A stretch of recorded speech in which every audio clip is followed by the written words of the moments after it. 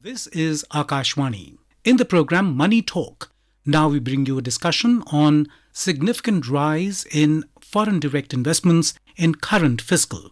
The participants are A.K. Bhattacharya, economic analyst, and Omvesh Upadhyay, anchor. Foreign direct investment jumped 64% in October to $8.4 billion, the highest in 18 months as per the data released this month. We can say that the Indian economy is robust despite global headwinds. And today, to talk more on the increased FDI in India, we are joined by eminent economic analyst A.K. Bhattacharya. Welcome to the program, Mr. Bhattacharya. Thank you very much for having me on the show. So, Mr. Bhattacharya, to begin the discussion, when we see these data that FDI jumped 64% in October to 8.4 billions, what factors are attributed to the surge in FDI? How do you see this? Well, this is an October number, and the October number is a welcome change because in the first 6 months of the current financial year, we had seen the foreign direct investment flows not doing very well. October is the first month that you have seen a very sharp increase in the FDI flows into the country. And this is largely a function of one big deal wherein a lot of share transfers have taken place. Almost out of $8 billion that you mentioned, almost around $3.5 billion money came in through share purchases. So this is also called FDI, but nevertheless, we must keep this in mind that this probably is a one-off increase. But on the whole, I would say that if you look at the April-October data, we are still tracking below what we did last year in the same time, in the sense that the April-October 2022 saw almost 6% higher FDI flows at the same time. So therefore, we are making up. Good sign. October is the first clear month where FDI trend is showing a positive improvement. Actually, it was a very big improvement. But as I said, it was riding on one big deal of share transfer. As you would know that a share transfer deal is actually not truly an FDI because it only means an ownership change. So all the attendant positive benefits of an FDI are not always there, but we cannot deny the fact that FDI flows have for the first time seen a big increase in October, and that is something that we must take note of and take necessary steps how we can sustain this increase in the flow of FDI in the coming months. Absolutely. Mr. Bhattacharya, you slightly mentioned about April month. So if we try to draw a comparative degree between the data, how does the FDI inflow in October compare to the trend observed in the preceding months? Well, in October, as I said, was an outlier. October saw an increase of around $8 billion investment, which in recent months we have not seen so much money coming into it. Probably in April, October, we have seen total cumulative FDI of around $41 or $42 billion. Remember, in India, we have seen FDI flows going up in the last few years, almost close to $65-70 billion in a year.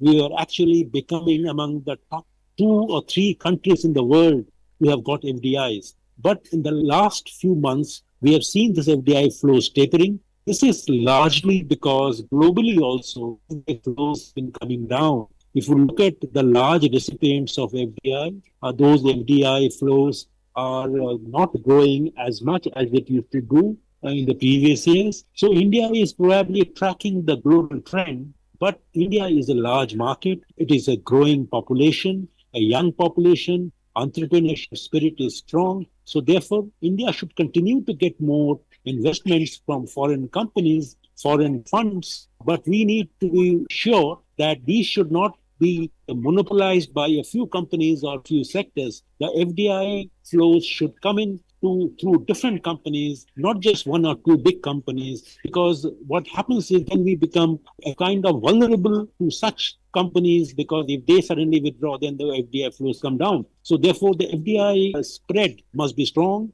balanced, and cutting across all sectors. Right now, we are seeing a lot of investment in the electronic sector, particularly in the mobile phone sector. And I think we need to expand the scope of the sectors where FDI money is coming in, which would mean framing policies to encourage more FDIs coming in, for example, in the oil sector. Here, Mr. Bhattacharya, what strategies has the Indian government employed to attract foreign investors? And if we talk about specific sectors that has registered more significant growth through FDI? I think we have done very well on retail. We have done very well with electronics. We are seeing a lot in infrastructure, roads, and I think these are all important sectors because FDI is not necessarily an end in itself. FDI must also be used to further India's economic growth and meet India's critical infrastructure needs. So therefore, what we are seeing right now is the investments in electronic sector, investments in real estate sector, investments in the infrastructure sectors through the foreign sources are actually helping India meet its important and critical needs in infrastructure sector as well as in the communication sector, technology. So FDI must be, as I said, an end in itself, but it should be a means to achieve higher growth and also create more employment. Absolutely. And we are trying to dig deeper into this FDI investment data. So, according to you, which are the best examples of mega deals and what were the promising sectors where significant FDI has been observed in India? Well, major area where we are seeing a lot of FDI coming in the hardware electronic sector. And there are companies which are coming in and setting up mobile manufacturing facilities, mobile components manufacturing facilities. Apple is raising its domestic manufacturing of Apple phones in India from its global share of from around 5 to 7% to over 20%. Now, this is a big opportunity because this means that a lot of Apple's manufacturers are relocating in India, and that actually is an area where it is not just going to create investments, but also create jobs for a large number of people. States like Tamil Nadu and Karnataka are reaping the dividends of this policy. That is one area. And the second area is into the retail sector, whether in the retail sector, there is a lot of money coming into it, and India is growing at a rapid pace with more malls, mega malls, and a lot of the foreign companies like Walmart, they are investing money here, and that is a big opportunity area. Absolutely. And as we are discussing about FDI and the significant rise of investment in that area, there is also a similar story with foreign portfolio investment, that is FPI. What are your comments on that? Well, the foreign portfolio investment is a story that is governed not just by what is happening in the country, but also what is happening in the world. As you know, the FDI comes in because if your policies and the markets are huge, if your policies are attractive, incentivizing the foreign direct investors, money flows in, and that is more or less temporary money because that's more or less a permanent money that is invested in assets in India. But foreign portfolio investment is a kind of a less permanent nature of investment. Money comes in and flows out. And what FPI does is FPI comes in when there are policies that globally push a lot of money from the developed markets to the domestic and the emerging economies, and Indian economy benefits. But Indian economy also needs to do well. The corporate sector must also show higher earnings growth. And right now what we are seeing is a new cycle in which a lot of foreign portfolio investment money, which right now had gone back to the US and the developed markets, are likely to come back because the US economy is going to see a kind of a tapering of the interest rates in the next 6 to 8, 9 months, as a result of which a lot of money may come into India, and that will be a big opportunity for the Indian stock market to take advantage of the foreign portfolio investments. Foreign portfolio investments have done very well, and they have actually provided a bulwark kind of a support to Indian stock market so far. Absolutely. And when we look at all these investments in a broader scale, in what ways is the Indian government actively encouraging foreign businesses to invest in the country? And if we talk about the incentives thing, schemes, and creating an overall supporting environment for investment. Foreign direct investment is encouraged because not only does it bring in foreign players, better technology, and also foreign money. And as you know that resources are scarce and therefore more resources from foreign companies help. So what the government policies like the production linked incentive scheme, the government's policies on relaxing the labor laws, government's policies on allowing the foreign companies to access the domestic markets, government policy on allowing the foreign companies to set up their units in almost all areas except few strategic areas without any specific government approval system. So these are all very, very important steps, and they contribute to a higher flow of foreign direct investments. And as I said in the beginning, a foreign direct investment is more permanent in nature and less volatile as far as its flows are concerned. Absolutely. And due to these policies and steps, Mr. Bhattacharya, several global players are eyeing to invest in India and seeing India as a better investment opportunity, right?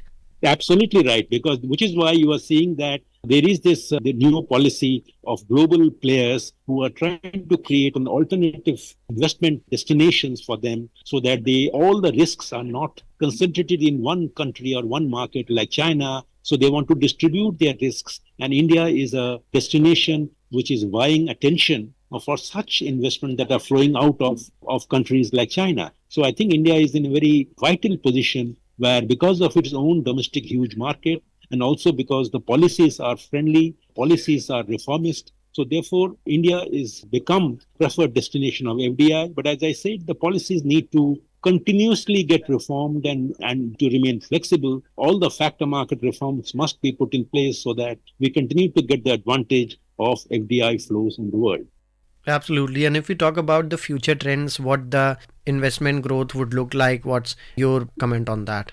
I think it's a very important question that you have raised. It will be very important to create an infrastructure sector that attracts the foreign companies, foreign direct investors. That is number one. Number two, it will be very important to invest adequately in the education sector in the country, because if you do not have well-trained, educated people, workforce, then the foreign companies may not like to come in and set up their businesses and factories here. If you have a steady flow of trained workers here, and for which you need workers and education institutions to be strong. Third thing that you need is a strong healthcare sector, because if you do not have the proper healthcare and the health insurance ecosystem, then the employees who work here will not be able to give off their best. And that, as you know, health is called wealth. And finally, I would say that you need the social infrastructure of water and water availability, which in a country of India, it's not a problem, but its availability and proper distribution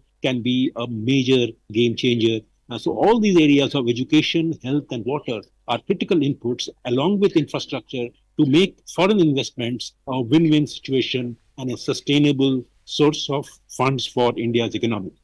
Indeed. And as we enter the concluding stage of our program, Mr. Bhattacharya, I want to take your quick views on the significance of United Nations Economic and Social Commission for Asia and the Pacific report that mentioned that India is the highest recipient of FDI for past 2 consecutive years. How significant is this praise? Well, this is a reflection of the inherent strengths of the Indian economy. And this is also a comment on what is happening in the world. India, as you know, is among the fastest growing major economies. And a fast growing major economy obviously attracts more investment from the rest of the world, because when the economy grows faster, 6 to 7%, or even potential rate of India is 8%. So then there is a demand in the economy. So therefore, the foreign company would like to locate itself here. So it is not a surprise at all that ESCAP or any other UN body will find India a very attractive market for its domestic investment. On that note, with your insightful input, we conclude the program. Thank you so much, Mr. Bhattacharya, for joining us today. Thank you. You were listening to a discussion on significant rise in foreign direct investments in current fiscal. The participants were A.K. Bhattacharya, economic analyst, and Om Veshopadhyay, anchor. This program was produced and presented by the News Services Division of Akashvani. You can listen to it on our mobile app, News on AIR. This program is also available on our YouTube channel, News on AIR Official. You may share your feedback about this program through email at airnsttalks@gmail.com or WhatsApp on 928 909 4044.